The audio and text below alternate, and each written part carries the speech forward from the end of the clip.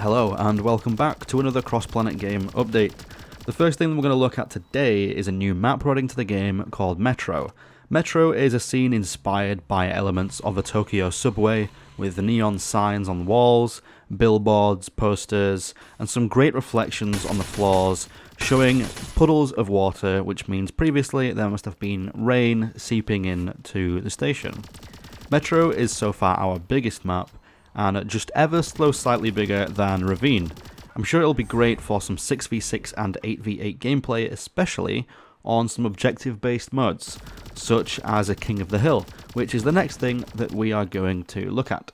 So King of the Hill is one of our newest modes, and it's also a very popular mode in gaming in general, in which every 60 seconds a hill zone on the map will rotate location, and players must stay inside this hill in order to hold it and gain points per second of holding the hill. When another player steps inside the hill, it will contest until there is one player remaining, and then they will claim it and start earning the points. King of the Hill is very popular in games such as Halo and Call of Duty. Personally, it's also one of my favourite styles of mode.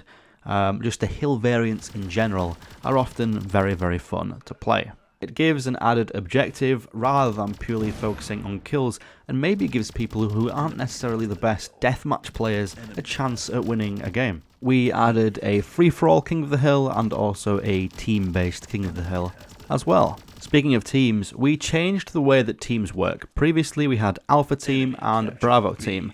This got very confusing in the hill modes, as we discovered calling the hills Alpha, Bravo, Charlie, Delta, Echo meant that it was very confusing, as it also collided with the team names Alpha and Bravo. So people were kind of confused on which hills they owned, which ones they needed to go to, the colours were a mess, so we revamped the whole system. Now, teams are called Stingers and Prowlers, so you don't get confused. And also, you are always green for friendly, and the enemy is always red for enemy. So it's super easy to understand, and hopefully this means that nobody is confused about where they should be going, what hills they own, where their teammates are, etc. The next thing we've added is another new game mode. This is called Showdown, which is an elimination style mode where everyone has one life. This is a team-based mode. For example, let's say you're playing 4 versus 4 Showdown.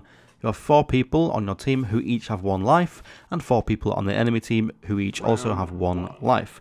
So playing your life is very important.